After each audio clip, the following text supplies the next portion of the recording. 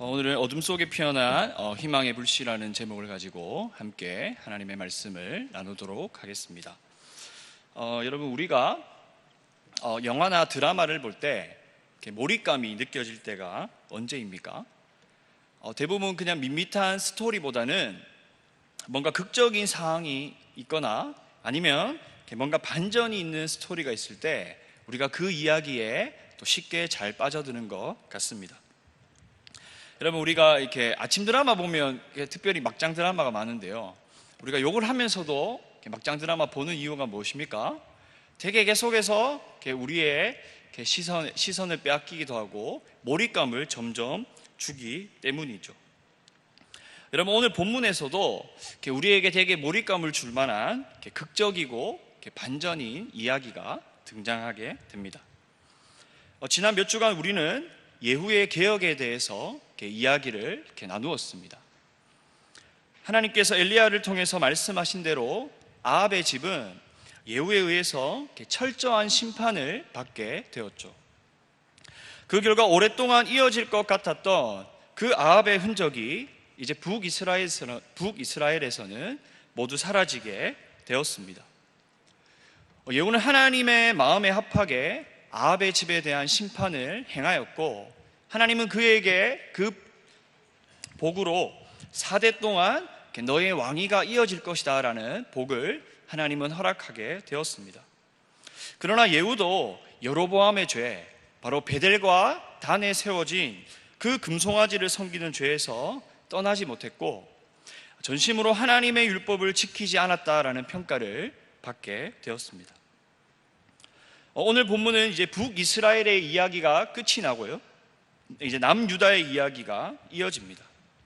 바로 예후가 북이스라엘을 개혁하는 동안에 남유다에서는 죽은 아하시아를 대신해서 그의 어머니였던 아달랴가 일어나 왕의 자손을 모두 죽이고 자신이 왕으로 등극하게 됩니다. 여러분, 아하시아는 전쟁 중에 다친 그 아합의 아들 요람, 북이스라엘 왕 요람을 보러 갔다가 거기서 예후에 의해서 죽임을 당하게 되죠. 여러분, 오늘 아들이 죽었다는 이 소식이 아달랴에게는 내가 권력을 가지면 되겠구나, 내가 권력을 가져야 되겠구나, 기쁨의 좋은 소식으로 다가오게 된 것이죠. 그래서 그녀는 직접 왕이 되기로 결심하고요, 그 생각을 실행에 옮기게 됩니다. 1절에 보시면 아하시아의 어머니 아달랴가 그의 아들이 죽은 것을 보고 일어나 왕의 자손을 모두 멸절하였으니. 여러분, 아달랴는 권력에 눈이 먼 사람이었죠. 여기서 왕의 자손이라는 것은 왕위를 계승할 만한 사람들을 뜻하는 것입니다. 여러분, 역대하 21장 16절에 보면요, 블레셋 사람들과 아라비아 사람들에 의해서 아시아의 모든 형제들이 죽임을 당하게 됩니다. 그래서 아하시아 홀로 남은 아하시아가 왕으로 등극하게 되었는데, 이제 아하시아도 죽어버렸고 이제 남은 것은 아하시아의 아들들, 즉 아달랴의 자신의 손자들만 남은 것이죠. 그러나 자신의 권력을 위해서는 아달랴는 자신의 손자들을 모두 죽이려고 하는 행동에까지 이르게 되었습니다. 여러분, 아달랴의 이 행동을 보면 참으로 무정하고 잔인하다라고 생각이 듭니다.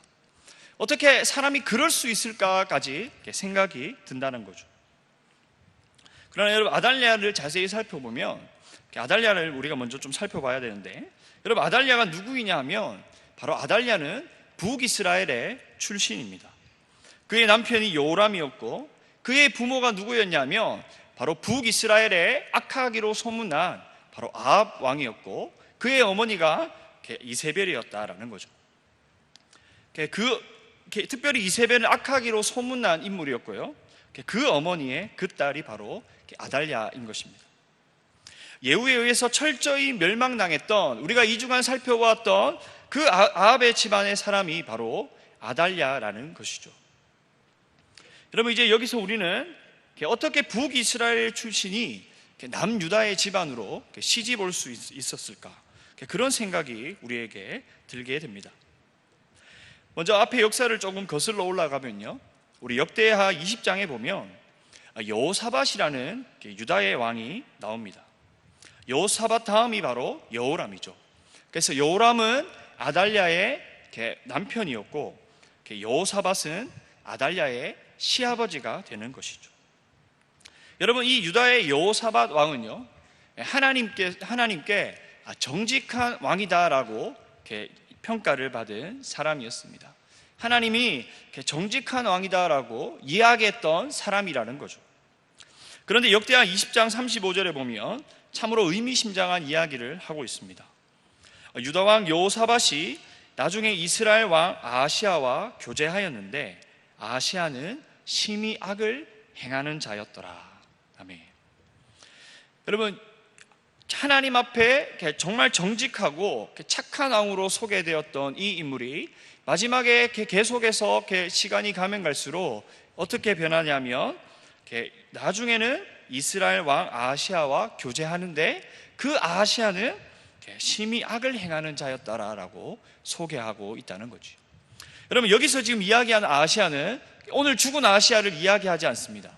여러분, 오늘 죽은 아달랴의 그 아들 아하시아는 유다의 왕이었고요, 오늘 지금 여기서 이야기했던 그 여호사밧과 교제한 인물은 바로 이스라엘 왕 아하시아입니다. 여러분, 유다의 여호사밧은 북이스라엘 그 왕 아하시아와 교제하였고 두 왕은 함께 배를 만들어서 무역을 하려 했습니다. 그러나 하나님께서 그 일을 철저히 막으시고 이 두 연합을 하나님 별로 그렇게 좋게 보시지는 않았다는 거죠. 이제 그때부터 여호사밧 때부터 어느 순간 이제 북이스라엘과 남유다는 계속해서 정치적으로 함께 행동했습니다. 그리고 더 나아가 여호사밧은 아합 지방과의 사돈을 맺기까지 이르렀죠. 바로 오늘 그 결과물이 바로 여기 있는 아달랴입니다. 여러분, 시집 온 아달랴는 단순히 그냥 악을 행하는 그 한 사람의 그 자녀를 자신의 그걸로 며느리로 삼았다라는 것이 문제가 되는 것이 아닙니다. 여러분, 시집 온 아달랴는 계속해서 남유다에 좋지 않은 영향을 끼치게 되었다라는 거죠. 여러분, 그의 시아버지 여호사밧이 죽을 때가 되었을 때 여호사밧은 여호람은 장자였기 때문에 왕위를 물려주게 되었고 그의 나머지 아들들에게는 은금과 보물 그리고 견고한 성읍들을 나누어 주었습니다. 그런데 여호람이 왕이 되고 난 후에 그는 자신의 모든 동생들을 죽여버렸습니다. 이 사건을 두고 역대하 21장 6절에 이렇게 말씀합니다. 그가 이스라엘 왕들의 길로 행하여 아합의 집과 같이 하였으니 이는 아합의 딸이 그의 아내가 되었습니다. 그가 여호와 보시기에 악을 행하였으나, 이렇게 말씀하고 있습니다. 바로 아합의 딸이 그의 아내가 되었다, 바로 아달랴를 이야기하는 것이죠. 여호람은 이런 아달랴의 영향을 받아서 계속해서 북이스라엘처럼 되고 싶어하는 열망을 가지고 있었습니다. 그래서 북이스라엘 따라 자신의 왕위를 굳건히 하고자 자신의 모든 형제들을 다 죽여버렸고 그 결과 하나님께서는 어떻게 평가하느냐? 바로 악을 행하는 왕으로 평가받고 있다라는 거죠. 여호람은 하나님 보시기에 악을 행하였고 그 결과로 하나님의 심판을 받고는 창자의 병이 생겨서 죽게 됩니다. 그리고 이제 아하시아의 외에 모든 아들들은 블레셋과 아까 전에 이야기했듯이 블레셋과 아라비아 사람들에 의해서 죽게 되었고 아하시아가 다음으로 왕위를 물려받았을 때도 이 아달랴는 계속해서 영향을 끼치게 됩니다. 역대하 22장 3절에도 이렇게 고백합니다. 아하시아도 아합의 집 길로 행하였으니 이는 그의 어머니가 꾀어 악을 행하게 하였더라. 계속해서 아달랴는 아합 집안의 딸로 나쁜 영향력을 끼쳤고 뒤에서 영향력을 행사하는 것을 넘어서 이제 자신의 아들이 죽어버리자 이제 권력의 기회를 삼고 왕위를 계승할 수 있는 모든 사람들을 죽여버리기까지 이르렀다라는 것이죠. 그런데 오늘 문제는 아달랴의 이 아들을 죽인 이 행동이 단순히 왕권 찬탈의 문제만이 아니었다라는 거죠. 한 사람의 단순한 반란이 아니라 남유다에서 이제 다윗의 씨가 멸절하는 일이 생기게 된 것입니다. 그냥 단순하게 아들이 죽자 할머니가 모든 손자를 죽이고 왕으로 등극했다, 그런 이야기가 아니라는 것이죠. 여러분, 북이스라엘과 다르게 계속해서 남유다는 다윗의 왕가 대대로 나라를 다스렸습니다. 하나님께서 다윗에게 한 약속을 주셨죠.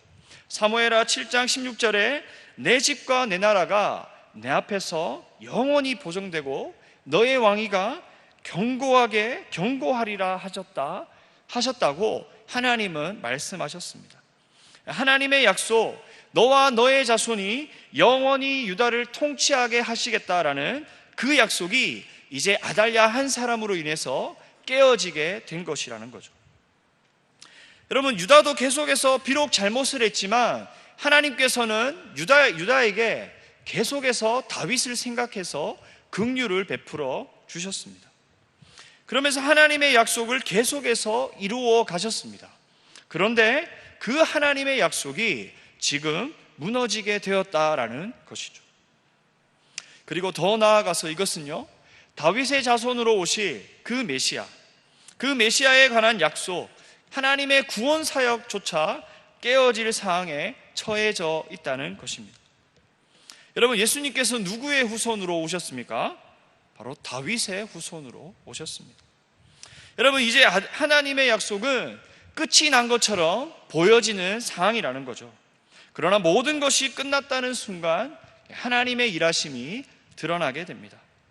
그리고 다윗에게 주어진 약속은 계속해서 이어져 가게 되는 것이죠. 여러분, 하나님의 약속이 어떤 방식으로 이루어졌습니까?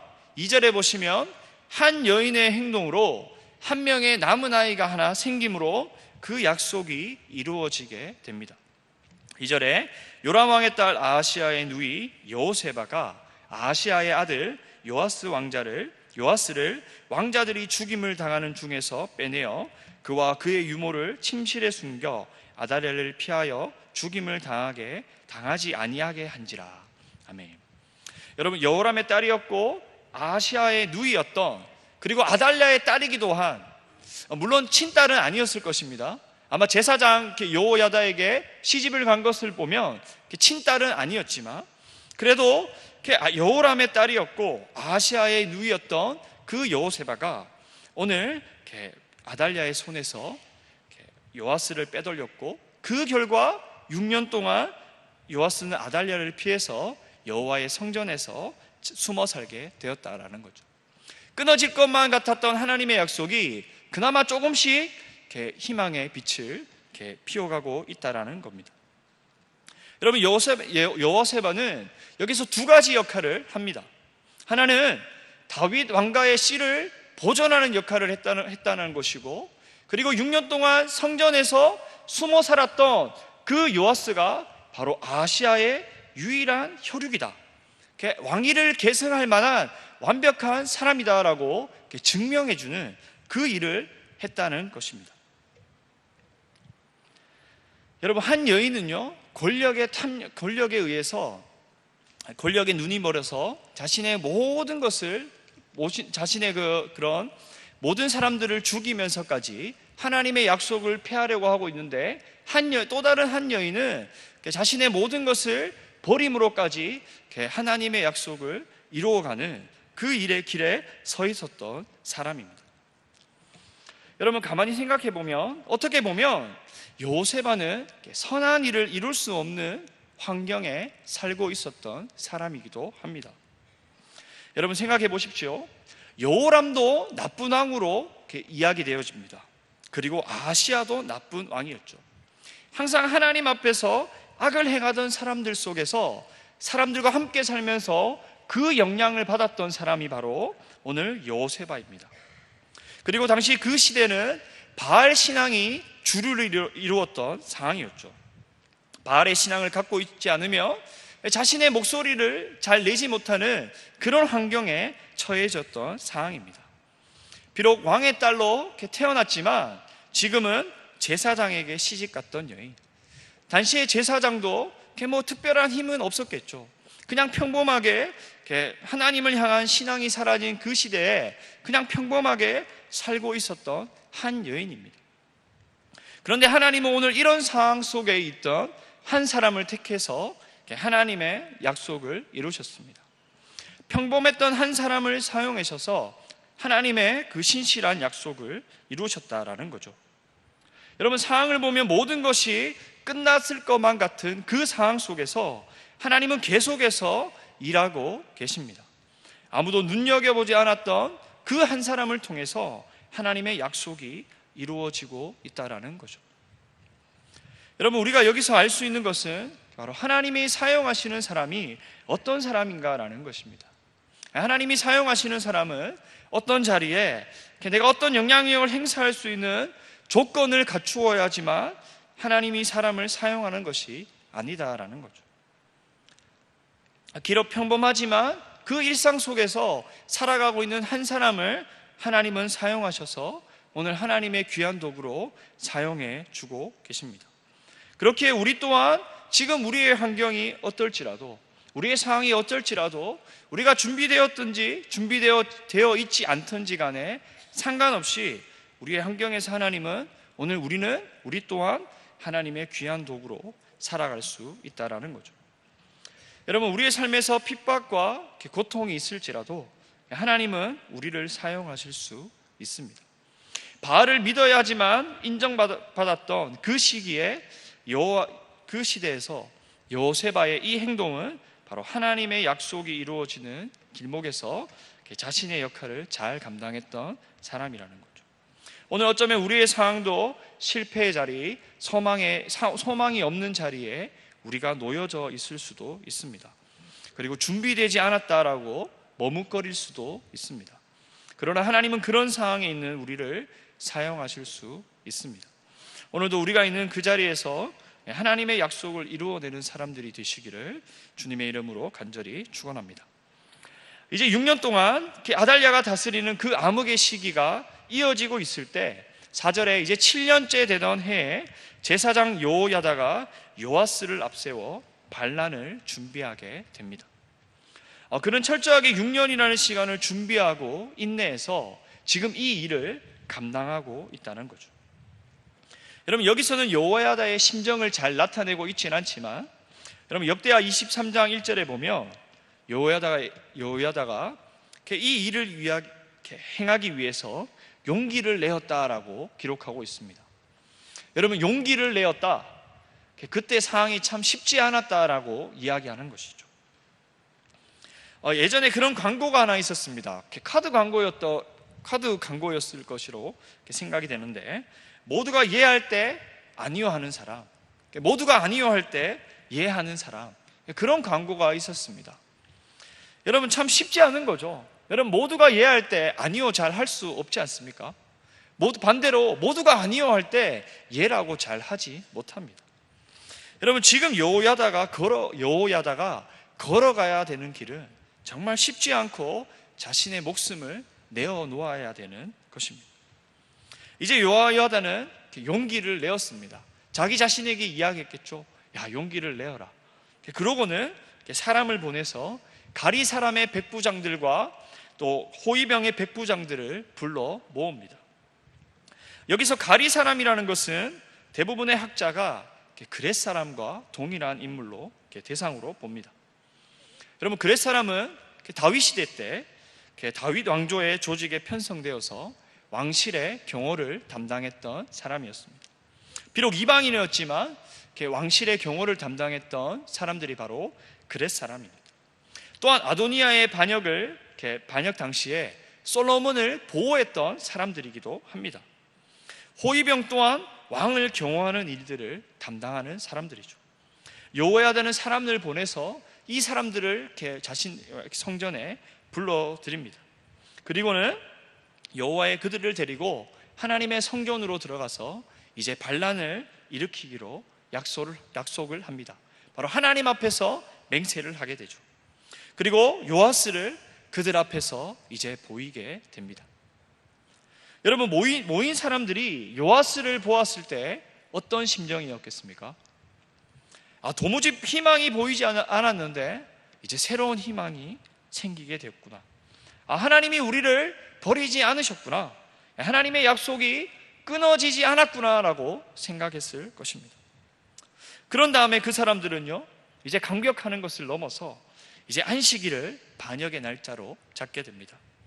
거삿날을 안식일로 잡은 것은 아마도 안식일에 많은 사람들이 모여들었기 때문에 사람들이 많이 모였을 때 요아스가 왕으로 즉위하는 것이 적합하다라고 생각했기 때문이죠. 그리고 여호야다는 이제 그들이 해야 할 일에 대해서 상세하게 알려주고 있습니다.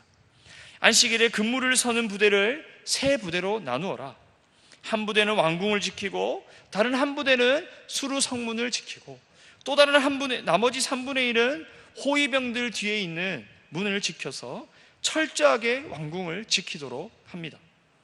여기 두 문은 왕궁으로 출입하는 중요한 문이었기 때문에 이제 요아스가 기름 부음을 받고 왕위에 오른 후에 왕궁으로 나아가는 길을 확보하기 위함이죠. 그리고 안식일에 근무 서지 않는 부대를 두 부대로 나눕니다. 그리고 여호와의 성전을 지켜서 요아스를 지키게 한다는 거죠. 8절에 특별히 왕을 호위하는 것에 대해서 자세히 언급하고 있는데 모두 무장을 해라. 그리고 누구든지 대열 안에 들어오는 사람은 무조건 죽이라. 왕을 지키는 것이 가장 중요하기 때문에 오늘 이렇게 명령하고 있는 것이죠. 여호야다의 명령대로 백부장들은 안식일에 근무하는 부대와 안식일에 쉬는 부대 모두를 데리고 제사장에게로 옵니다. 지금까지 아달랴를 보호했고 그녀를 경호하던 사람들이 이제 요아스를 왕으로 세우려는 여호야다와 또 여호야다의 그 지시에 철저하게 순종하고 있는 모습이죠. 여러분, 모인 그들에게 여호야다는 이제 성전에 있는 다윗의 창과 방패를 주게 됩니다. 여기서 성전에 있는 다윗의 창이나 방패는 전쟁을 위한 도구라기보다는 의전용에 가깝습니다. 아마도 왕의 대관식에서 다윗 왕조의 그 권위를 드러내려고 사용한 것으로 보여집니다. 아마 여호야다가 다윗의 창과 방패를 주었을 때 지금 반란을 일으킨 군사들은 내가 단순히 왕권을 찬탈하는 일이 아니라 바로 하나님의 약속을 성취하기 위한 일을 담당하고 있구나, 그렇게 생각했을 것입니다. 그런 다음 호위병들을 각각 손에 무기를 잡고 왕을 호위합니다. 성전의 오른쪽에서부터 왼쪽까지 제단과 성전의 곁에 섰다. 성전을 완전히 둘러싸서 잘 보호할 수 있게, 또한 반란을 지지하는 세력이 많았음을 이야기하고 있는 것이죠. 이렇게 이제 군사적 배치를 다 마친 후에 여호야다는 요아스를 데리고 이제 나옵니다. 그리고 그의 머리에 왕관을 씌우고 율법책을 주고 기름을 부어서 이제 왕으로 삼게 되었죠. 율법책을 주었다는 것은 이제 하나님의 언약대로 세워지는 유다 왕국을 기대했을 것이고, 또 요시야가 하나님의 말씀에 따라 하나님이 기뻐하는 일들을 잘 감당했으면 좋겠다, 그런 자신의 바람을 담은 것이죠. 여러분, 그때 그곳에 있는 무리들은 요아스의 이 왕이 된 그것을 기뻐했고 또 요아스를 축복하게 되었습니다. 여러분, 이제 성전에서 요아스가 왕으로 세워지고 있을 때 이런 사실을 전혀 모르던 아달랴는 호위병들과 백성들이 왕을 축복하는 소리와 환호성을 듣고 급히 여호와의 성전으로 오게 되죠. 여러분, 14절에 아달랴가 성전에 들어갔을 모습을 이렇게 이야기하고 있는데, 왕은 규례대로 단 위에 서 있고 장관들과 나팔술들은 왕 옆에서 왕을 호위하고 있었고 온 백성은 모두 즐거워하고 있는 상황이었습니다. 백부장들로부터 시작된 그 반란이 이제 백성들에게까지 흘러가서 이제 온 백성이 요시야의 왕의 등극을 기뻐하고 있는 것이죠. 이 광경을 보자 아달랴는 자신의 옷을 찢으며 반역이로다, 반역이로다, 이렇게 외치게 됩니다. 사실 가만히 생각해 보면 이렇게 요아스를 보면서 외치는 이 외침이요, 어떻게 보면 자신에게 해당되는 말입니다.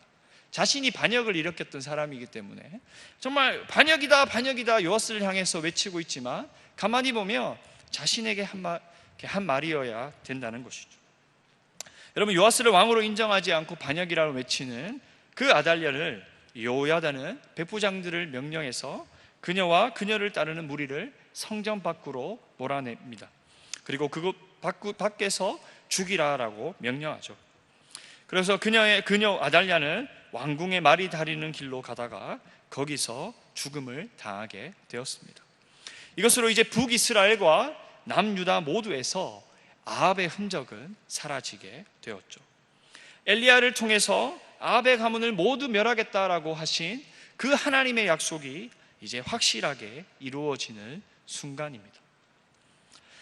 여러분, 우리가 믿는 하나님은 어떤 분이십니까? 바로 약속하신 것을 반드시 이루시는 바로 신실하신 분이십니다. 도무지 희망이 보이지 않고 답이 없는 상황 속에서 하나님은 그 속에서도 말씀하신 것을 이루시는 하나님이라는 거죠.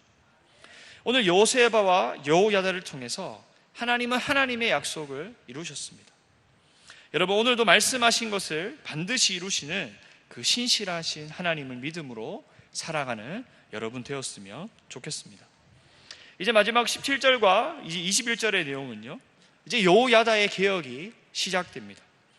여러분, 여호야다는 이제 왕과 백성을 다시금 하나님과 언약을 맺게 해서 그들이 하나님의 백성이 되게 합니다. 이것은 이스라엘은 하나님의 백성이고 여호와는 그들의 하나님이다라는 것을 확신하는 거죠. 확인시켜 주는 거죠. 너의 주인은 누구냐? 바알이 아니다. 바로 하나님이 우리의 주인입니다라고 이야기해 주고 있는 것이죠. 여러분, 아달랴의 그 통치 아래 백성들이 하나님을 버리고 많은 사람들이 바알을 쫓아갔던 그 사람들에게 여호야다는 그들에게 너희가 누구냐? 다시금 그들의 정체성, 바로 너희는 하나님의 백성이다라고 이야기해 주고 있다는 거죠. 여러분, 여호야다는 이제 언약을 맺게 해서 여호와의 백성으로 돌아오게 만들었고, 또 왕과 백성 사이에도 언약을 세워서 요아스를 모든 사람이 인정하는 왕으로, 유다의 왕으로 세웠습니다. 백성들의 언약 갱신을 통해서 내가 여호와의 백성이구나, 없어졌던 그런 다시금 새로운 정체성이 일어나자마자 그들이 어떻게 행동합니까? 바알의 신전으로 몰려가서 그 신전을 허물고 그 제단을 뒤엎고 신상들을 완전히 부수어 버립니다. 그리고 바알의 제사장 맏단을 죽이게 되었다는 거죠. 그 결과 어떻게 됐습니까? 20절에 보면 온 백성이 즐거워하고 온 성이 평안하더라. 참된 평안을 누리게 되었다라고 말씀하고 있는 것이죠. 여러분, 오늘날 우리도 마찬가지입니다. 참된 평안은 바로 하나님과의 올바른 관계가 맺어질 때 주어지게 되는 것이죠. 여러분, 오늘 여호야다의 이 개혁을 볼 때 우리가 함께 좀 살펴봐야 되는 것이 바로 예후의 개혁입니다. 여러분, 여호야다의 개혁과 예후의 개혁의 이 공통점은 무엇이겠습니까? 바로 바알의 종교를 무너뜨렸다는 것이 공통점입니다. 그리고 바알의 종교를 가져왔던 이세벨과 아달랴를 죽였다라는 것이 공통점이죠. 그런데 중요한 것은 좀 차이점을 살펴봐야 되는데, 여러분, 예후의 개혁은 피로 씻는 개혁이었습니다. 9장과 10장을 보시면 계속해서 예후가 왕이 된 후에 여러분, 성경의 그 제목들이 계속해서 어떻게 됩니까? 처음부터 끝까지 살해되었고 이렇게 이야기된다는 거죠. 여러분, 조금 과하다 싶을 정도로 피의 숙청이 바로 예후에 의해서 주어지게 되었다라는 거죠. 그러나 오늘 여호야다의 개혁은요, 절차에 따라서 물론 피를 보기도 했지만 절차에 따라서 하나님의 말씀에 따라 이루어진 것이고, 그리고 이 개혁은 단순히 혼자 한 개혁이 아니라 모든 백성들과 함께 진행된 것입니다. 그래서 그 결과 온 백성이 즐거워하고 온 성이 평안하다라고 기록하고 있는 것이죠. 그러나 북이스라엘의 그 예후의 개혁은 어떻습니까? 사람들로 하여금 계속해서 긴장하게끔 만들었죠. 그리고 그 끝이 평안하다라고 이루어지지 않습니다. 여러분, 9장에서 계속해서 평안에 대해서 이야기를 해주는 것을 우리는 살펴볼 수 있습니다. 여러분, 9장에서 예후가 엘리사의 제자에게 기름 부음을 받고 나서 다시 군대 장관들이 모여있는 곳으로 갔을 때 군대 장관들 한 명이 예후에게 평안하냐라고 묻게 됩니다. 그러면서 무슨 까닭으로 그 사람이 찾아왔느냐 물었고, 예후는 내게 기름을 부어 이스라엘 왕으로 삼는다라고 이야기했고, 거기서 예후는 많은 다른 그 모인 군대 장관들에 의해서 왕으로 등극하게 되죠. 그리고 나서 예후가 어떻게 합니까? 그 요람을, 그때 왕이었던 요람을, 이스라엘에 있는 요람을 만나게 되죠. 그때 이스라엘 망대에서 파수꾼 하나가 무리가 오는 것을 보고 요람에게 이야기했을 때, 요람이 사자를 보내서 평안하냐라고 묻습니다.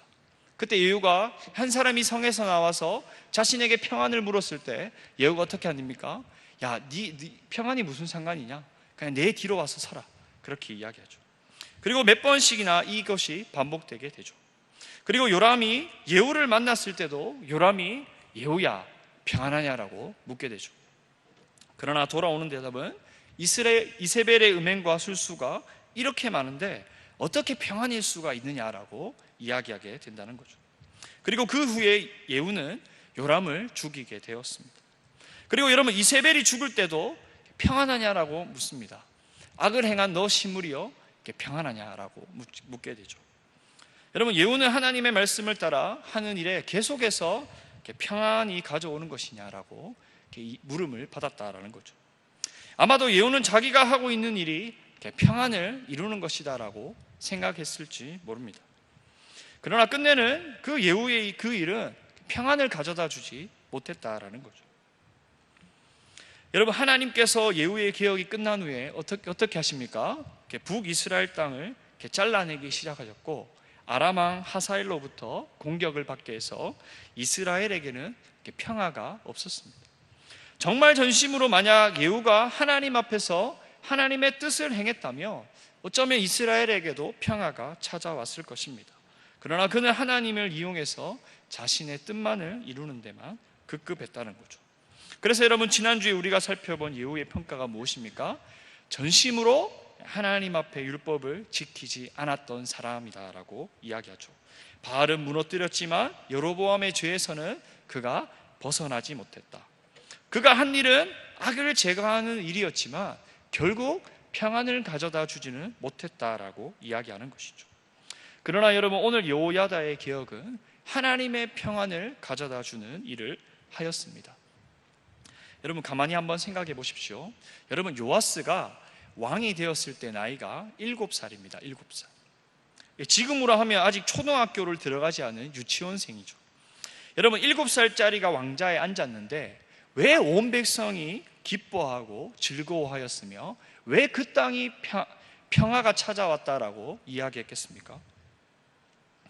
여러분, 사실 7살짜리는 왕으로서 뭘 할 수가 없는 나이죠. 나라를 다스릴 수가 없었던 나이입니다. 여러분, 아마 백성들이 요아스가 왕이 되었을 때 기뻐할 이유는 하나님의 약속이 변함없이 이루어져감을 보았기 때문이죠. 그리고 하나님과의 관계 속에서 다시금 자신들의 삶에 일하실 하나님을 보았기 때문이죠. 여러분, 이것을 통해서 우리가 알 수 있는 것은 평안은 단순히 업적과 성취로 주어지는 것이 아니라 하나님께서 주셔야 되는 것이고, 하나님과의 관계가 올바를 때 우리에게 주는 것이다 라고 알 수 있다는 것이죠. 여러분, 요즘 하나님과의 관계는 좀 어떠합니까? 아니, 우리의 삶은 좀 어떠하십니까? 여러분, 평안하십니까? 여러분, 우리는 우리의 삶에서 평안을 위해서 노력합니다. 그러나 오늘 진정한 평안은 하나님과의 바른 관계 속에서 주어지는 것이고, 바로 하나님이 주셔야 가능한 것임을 꼭 기억했으면 좋겠습니다. 여러분, 오늘도 하나님이 주시는 평안을 기대하고 먼저 하나님과의 그 바른 관계를 힘쓰는 저와 여러분 되었으면 좋겠습니다.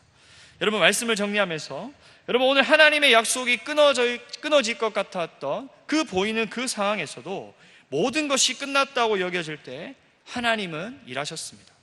우리가 믿는 하나님은 자신의 한 약속을 반드시 지키시는 분이시죠. 아무리 상황이 어렵고 더 이상 답이 없을 것 같은 그 상황에 놓여져 있다면 신실하신 하나님을 바라보기를 원합니다. 또한 하나님은 자신의 자리에서 충실하게 일했던 사람들, 그 하나님의 뜻을 이루고자 했던 사람들, 요세바와 여호야다 같은 사람들을 통해서 일하셨습니다. 오늘도 내가 있는 자리에서 하나님의 뜻을 이루는 여러분들 되기를 원합니다. 마지막으로 하나님과의 온전한 관계 속에 우리에게 진정한 평화가 온다는 것을 기억하고 오늘도 무엇보다 하나님과의 관계를 힘쓰며 하나님 안에서 참된 평안을 누리는 여러분들 되시기를 주님의 이름으로 간절히 축원합니다.